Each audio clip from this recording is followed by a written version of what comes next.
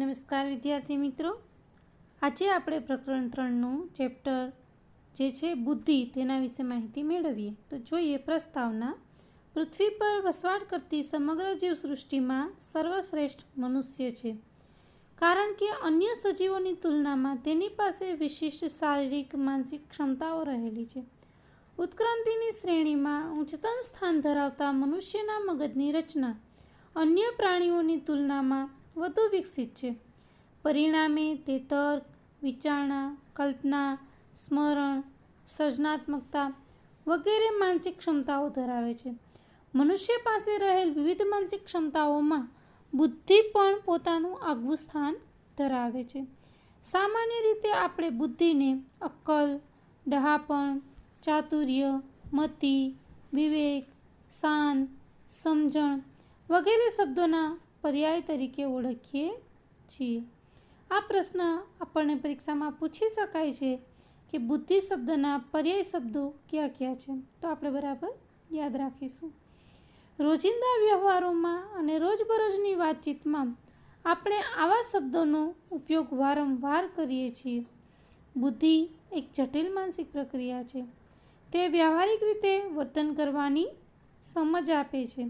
તો કે કેવા વ્યવહારિક વર્તન? તો કે આપણી દૈનિક ક્રિયાઓ જેવી કે બ્રશ કરવું, શરીરને સાફ રાખવું, કપડાં યોગ્ય રીતે પહેરવા વગેરેની સમજ.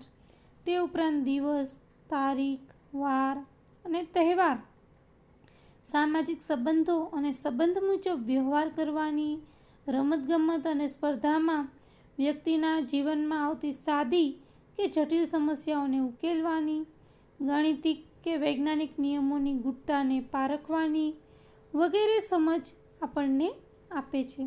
આ બધા સાથે આપણી બુદ્ધિ સંકળાયેલ છે. આમ જોઈએ તો બુદ્ધિ એ મનુષ્યના શારીરિક, માનસિક, આવેગિક, સામાજિક, રાજનૈતિક, વૈજ્ઞાનિક વગેરે તમામ વર્તન સાથે સંબંધિત છે. વ્યક્તિમાં રહેલી બુદ્ધિ ક્ષમતાનું માપન કરવા માટે મનોવિજ્ઞાનમાં અનેક કસોટીઓની રચના કરવામાં આવી છે, જેને આપણે બુદ્ધિ કસોટીઓ તરીકે ઓળખવામાં આવે છે. બુદ્ધિ કસોટીના પ્રાપ્તાંકોને આધારે વ્યક્તિ કેટલી બુદ્ધિ ક્ષમતા ધરાવે છે તે જાણી શકાય છે. વૈશ્વિક સ્તરે બુદ્ધિ ક્ષમતાના આધારે અતિમંદ, મંદ, સામાન્ય, પ્રતિભાસંપન્ન અને બુદ્ધિ ક્ષમતાના વર્ગીકરણો વૈજ્ઞાનિક રીતે તૈયાર કરવામાં આવ્યા છે. હવે આપણે બુદ્ધિની વ્યાખ્યાઓ અને એના સ્વરૂપ વિશેની ચર્ચા કરીશું. બુદ્ધિ શું છે તેની વધુ સ્પષ્ટતા મેળવવા માટે બુદ્ધિની વ્યાખ્યાઓ અને તેના સ્વરૂપને સમજવું આવશ્યક છે. તો આપણે જોઈએ બુદ્ધિની વ્યાખ્યાઓ. જુદા જુદા દ્રષ્ટિકોણને આધારે મનોવૈજ્ઞાનિકોએ બુદ્ધિને વ્યાખ્યાયિત કરવાના પ્રયાસો કર્યા છે. 1879માં જર્મન મનોવૈજ્ઞાનિક એબિંગહોસે વ્યક્તિગત ભિન્નતાને આધારે બુદ્ધિની વ્યાખ્યા આપવાનો સૌપ્રથમ પ્રયાસ કર્યો હતો. મિત્રો, અહીં આ ટૂંકો પ્રશ્ન છે ને ખૂબ જ અગત્યનો છે, તો તમારે યાદ રાખવાનું છે કે બુદ્ધિની વ્યાખ્યા આપવાનો સૌપ્રથમ પ્રયાસ કોણે કર્યો હતો? એબિંગહોસે. ક્યારે કર્યો હતો? તો કે 1879માં. હવે આપણે આગળ જોઈએ તો બુદ્ધિ શબ્દ છે તે સંસ્કૃત ભાષાના બુદ્ધ ધાતુ ઉપરથી ઉતરી આવેલો છે. બુદ્ધ એટલે સમજવું કે જ્ઞાન પામવું. આ મુજબ બુદ્ધિ એટલે સમજણ કે જ્ઞાન પ્રાપ્ત કરવાની ક્ષમતા. બુદ્ધિ માટે અંગ્રેજીમાં ઇન્ટેલિજન્સ શબ્દનો ઉપયોગ થાય છે. એ લેટિન ભાષાના ઇન્ટેલિજર ક્રિયાપદ પરથી બનેલો છે. ઇન્ટેલિજર એટલે સમજવું. આમ બુદ્ધિ એટલે સમજ શક્તિ. હવે બુદ્ધિની જુદી જુદી જે વ્યાખ્યાઓ આપેલી છે તેને આપણે જોઈએ તો 7 ગુજરાતી જોડણીકસ મુજબ બુદ્ધિ એટલે વસ્તુને જાણવાની ચિત્તની આકલન કે સમજ શક્તિ. કોઈ પણ વસ્તુ છે એને આપણે જાણવી, એના વિશે સમજ મેળવવી કે એના વિશે આપણું ચિત્ત છે ત્યાં એકત્રિત કરવું એટલે બુદ્ધિ. બુદ્ધિ એટલે વસ્તુને જાણવાની, ચિત્તની આકલન કે સમજ શક્તિ. તો બીને અને સાયમન પણ એમની વ્યાખ્યા આપતા કહે છે બુદ્ધિ એટલે સારી રીતે સમજવાની, યોગ્ય રીતે નિર્ણય લેવાની અને તર્ક કરવાની શક્તિ. આપણે 3 શબ્દ ખાસ યાદ રાખવાના છે બીને અને સાયમનના: સારી રીતે સમજવાનું, યોગ્ય રીતે નિર્ણય લેવાની અને ત્રીજું કે તર્ક કરવાની શક્તિ. તો આપણને ટર્મન પણ કહે છે કે વ્યક્તિ જેટલા પ્રમાણમાં અમૂર્ત રીતે વિચારવાની શક્તિ ધરાવતી હોય તેટલા પ્રમાણમાં તે બુદ્ધિમાન હોય છે. અહીંયા એક ખાસ શબ્દ વપરાયેલો છે, અમૂર્ત રીતે વિચારવાની શક્તિ. અમૂર્ત એટલે કે આપણી નજર સમક્ષ ન હોય અને છતાં પણ એ વસ્તુ વિશે આપણા મનમાં જો વિચારો આવતા હોય, એટલે જેટલા પ્રમાણમાં આપણે અમૂર્ત રીતે વિચારવાની શક્તિ ધરાવતા હોઈએ તેટલા પ્રમાણમાં તે બુદ્ધિમાન હોય છે. હવે પછી આપણે બીજી વ્યાખ્યાઓ આગળ જોઈએ. ત્યાર પછી આપણે વેક્સલરની વ્યાખ્યા જોઈએ તો બુદ્ધિ એટલે વ્યક્તિની એવી સમગ્રલક્ષી શક્તિ જેને લીધે તે ધ્યેયપૂર્વક કાર્ય કરી શકે, તાર્કિક રીતે વિચારી શકે અને પર્યાવરણ સાથે અસરકારક રીતે વ્યવહાર કરી શકે. ત્યાર પછી ગાર્ડનર કહે છે તે પ્રમાણે બુદ્ધિ એટલે એક કે વધારે સાંસ્કૃતિક પરિવેશોમાં મહત્ત્વની ગણાતી સમસ્યાઓને ઉકેલવાની કે મૂલ્યવાન વસ્તુઓનું નિર્માણ કરવાની શક્તિ કે કુશળતા. તો સ્ટર્નબર્ગના શબ્દોમાં જોઈએ, બુદ્ધિ એટલે પર્યાવરણના કોઈપણ સંદર્ભ સાથે અનુકૂલન કરવા માટે અથવા તેને ઘાટ આપવા માટે અથવા તેને પસંદ કરવા માટે જરૂરી માનસિક શક્તિઓ. ત્યાર પછીની વ્યાખ્યા આપેલી છે જેપી દાસે.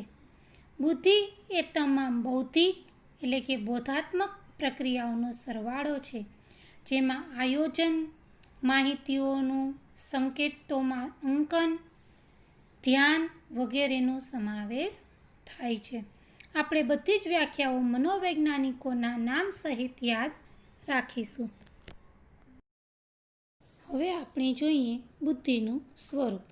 બુદ્ધિ અંગે જુદા જુદા મનોવૈજ્ઞાનિકોએ દર્શાવેલ વ્યાખ્યાઓને આધારે બુદ્ધિનું સ્વરૂપ નીચે મુજબ દર્શાવી શકાય. પહેલો મુદ્દો છે વિભિન્ન બોધાત્મક માનસિક શક્તિઓનો સરવાળો. બુદ્ધિ એ વિભિન્ન બોધાત્મક માનસિક ક્ષમતા કે શક્તિઓનો સરવાળો છે, જેવી કે તર્ક, વિચારણા, કલ્પના, નિર્ણય ક્ષમતા વગેરે બુદ્ધિના પાસાઓ છે. આ બધી માનસિક શક્તિઓનો સરવાળો એટલે બુદ્ધિ. આથી કહી શકાય કે બુદ્ધિ એ એક સમગ્રલક્ષી માનસિક શક્તિ છે. ત્યાર પછીનો બીજો મુદ્દો જોઈએ તો અમૂર્ત રીતે તર્ક કરવાની ક્ષમતા. બુદ્ધિ એ અમૂર્ત રીતે તર્ક કરવાની ક્ષમતા છે. અમૂર્ત તર્ક કે ચિંતન એવી માનસિક ક્ષમતા છે જેની મદદથી વ્યક્તિ શાબ્દિક, ગાણિતિક, વૈજ્ઞાનિક નિયમોને સરળતાથી સમજી શકે છે. જેમ કે ન્યાય, પ્રામાણિકતા, સજ્જનતા એ એવા શબ્દો છે જેને મૂર્ત કે આકૃતિના સ્વરૂપમાં દર્શાવી શકાતા નથી. એટલે આપણે એમ કહી શકીએ કે એને હાથમાં પકડીને પણ કાંઈ બતાવી શકાતા નથી. એના વિશે માત્ર વિચારણા થઈ શકે છે. આવા અમૂર્ત શબ્દોના અર્થને સમજવાની ક્ષમતા એ પણ બુદ્ધિ છે. ત્યાર પછીની ત્રીજો મુદ્દો જોઈએ તો સમસ્યાનો ઉકેલ મેળવવાની ક્ષમતા. બુદ્ધિ વડે વ્યક્તિ આંતરસૂઝની મદદથી સમસ્યાઓનો ઉકેલ મેળવી શકે છે. સમસ્યા ઉકેલ માટે પૂર્વ અનુભવોનો લાભ પ્રાપ્ત કરી શકે છે. મહાવરા, તાલીમ કે અનુભવોમાંથી શીખીને વર્તનને વધારે અસરકારક બનાવી શકે છે. ત્યાર પછીનો આપણે જે મુદ્દો જોઈએ તો તે છે ઉદ્દેશ્યપૂર્ણ ક્રિયાઓ અને નિર્ણયો લેવાની ક્ષમતા.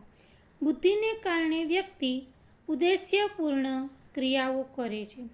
જીવનના જે વાસ્તવિક ધ્યેયોને નક્કી કરેલા હોય છે એ નક્કી કરેલા ધ્યેયોનું કે પરિસ્થિતિનું યોગ્ય રીતે અર્થઘટન કરવામાં, અસરકારક રીતે તર્ક કરવામાં અને જીવન વ્યવહારના સામાન્યથી માંડીને વિશિષ્ટ કાર્યો કરવામાં અને નિર્ણયો લેવામાં બુદ્ધિ મદદરૂપ બને છે.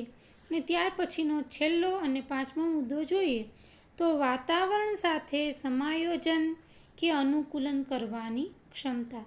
બુદ્ધિ વ્યક્તિને વાતાવરણની સાથે અસરકારક રીતે સમાયોજન કે અનુકૂલન કરવામાં મદદરૂપ બને છે. એટલે કે જેવી પરિસ્થિતિ હોય તે પ્રમાણે પોતે વર્તી લેવાનું, એ રીતે અનુકૂલન સાધતા શીખી જાય છે. બુદ્ધિ એ નવી નવી પરિસ્થિતિઓ કે કાર્ય અંગે બદલાતી જતી જે અપેક્ષાઓ છે એની સાથે સાનુકૂળ થવાની શક્તિ છે. એટલે કે જેવી રીતે પરિસ્થિતિઓ કે કાર્યો બદલાય કે નવી નવી પરિસ્થિતિઓ આવે તો સામેવાળા જે રીતે અપેક્ષાઓ રાખતા હોય એ અપેક્ષાઓ પ્રમાણે પોતે અનુકૂળ થઈ જાય છે. આવું એ બુદ્ધિ દ્વારા જ નિર્ણય લઈ શકે છે. આમ બુદ્ધિ એ સમાયોજન કે અનુકૂલન કરવાની ક્ષમતા છે. ત્યાર પછીનો મુદ્દો જોઈએ તો તે છે સામાન્ય સંભવિતતાનો આલેખ. બુદ્ધિ એ શિક્ષણ અને સમજણ દ્વારા જ્ઞાન પ્રાપ્ત કરવાની, સમસ્યાઓનો ઉકેલ મેળવવાની અને અમૂર્ત રીતે તાર્કિક વિચારણા કરવાની ક્ષમતા છે. બુદ્ધિના પ્રમાણની બાબતમાં વ્યક્તિગત ભિન્નતા જોવા મળે છે. એટલે કે દરેક વ્યક્તિની બુદ્ધિ એકસરખી હોતી નથી. કહેવાય છે ને કે તુંડે તુંડે મતિર ભિન્નતા. વ્યક્તિમાં રહેલી બુદ્ધિ ક્ષમતાનું માપન કરવા માટે વિલિયમ સ્ટર્નએ 1912માં સૌ પ્રથમવાર સૂત્ર દર્શાવ્યું હતું, જે આપણે અહીંયા લખેલું છે, પરંતુ ખાસ યાદ રાખીશું કે બુદ્ધિ માપન માટેનું સૌપ્રથમ સૂત્ર કોણે આપ્યું છે? વિલિયમ સ્ટર્ને 1912માં. તેમણે સૂત્ર આ રીતે આપ્યું છે કે બુદ્ધિઆંક એટલે કે આઈક્યુ, ઇન્ટેલિજન્સ કોશન્ટ આઈક્યુ બરાબર માનસિક વય છેદમાં શારીરિક વય એને ગુણ્યા 100. પણ અહીંયા ખાસ તમારે એ વસ્તુ યાદ રાખવાની છે કે માનસિક વય ઉપર આવશે અને છેદમાં શારીરિક વય આવશે, એને ગુણ્યા 100. બુદ્ધિલબ્ધિને આધારે બુદ્ધિની વિવિધ કક્ષાઓ દર્શાવવામાં આવી છે. બુદ્ધિલબ્ધિને આધારે વર્ગીકરણ સૌ પ્રથમવાર ટર્મેને દર્શાવ્યું હતું. હવે તમારે ખાસ આ વસ્તુ યાદ રાખવાની છે કે બુદ્ધિલબ્ધિનું જે સૂત્ર છે એના આધારે વર્ગીકરણ કોણે કર્યું છે? સૌપ્રથમ તો કે ટર્મને. સૂત્ર કોણે આપ્યું છે? વિલિયમ સ્ટર્ને. અને વર્ગીકરણ ટર્મને દર્શાવ્યું છે.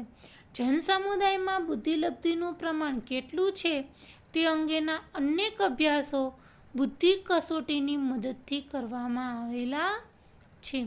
આ અભ્યાસોના પરિણામોને આધારે દોરાયેલ આલેખ ઘંટાકાર સ્વરૂપનો જોવા મળે છે. તો આપણે અહીંયા એ ઘંટાકાર સ્વરૂપનો સૌપ્રથમ આલેખ જોઈએ, જે આ પ્રમાણે આકૃતિમાં દર્શાવેલો છે. જનસમુદાયમાં બુદ્ધિલબ્ધિના વર્ગીકરણના આલેખને સામાન્ય સંભવિતતાના આલેખ તરીકે ઓળખવામાં આવે છે. આ આલેખ દર્શાવે છે કે સમાજના મોટાભાગના લોકો સામાન્ય બુદ્ધિ ક્ષમતા ધરાવતા હોય છે. સામાન્ય બુદ્ધિ ક્ષમતામાં 90થી 110 આઈક્યુ ધરાવતા લોકોનું પ્રમાણ 50% છે. અહીંયા તમારે યાદ રાખવાનું છે કે સામાન્ય બુદ્ધિ ક્ષમતાની અંદર 90થી 110 આ આંકવાળા વ્યક્તિ સામાન્ય બુદ્ધિ ક્ષમતા ધરાવતા હોય છે. અને આપણા જનસમુદાયમાં આવા લોકોનું પ્રમાણ 50% છે. જ્યારે સામાન્યથી ઓછા કે વધુ પ્રમાણમાં બુદ્ધિ ક્ષમતા ધરાવતા લોકોનું પ્રમાણ ઓછું છે. એટલે કે મનોદુર્બળ, જેને માનસિક રીતે પડકારરૂપ બાળક આપણે કહીએ, અને અતિ ઉત્કૃષ્ટ એટલે કે તેજસ્વી ક્ષમતા ધરાવતા વ્યક્તિઓનું પ્રમાણ સમાજમાં ખૂબ ઓછું છે, એટલે કે 2.2% જેટલું જ છે. એટલે મનોદુર્બળ પણ ખૂબ ઓછા છે અને તેજસ્વી બુદ્ધિ ક્ષમતા ધરાવતા લોકોનું પ્રમાણ પણ ખૂબ ઓછું છે. બુદ્ધિઆંકનું વિતરણ આપણે હજી આગળના કોષ્ટકમાં પણ જોઈશું. ગૃહ કાર્ય: બુદ્ધિ અંગેના સામાન્ય સંભવિતતાના આલેખની સમજૂતી આપો. આ પ્રશ્ન તમારે તમારી મનોવિજ્ઞાનની નોટબુકમાં લખી લેવાનો રહેશે.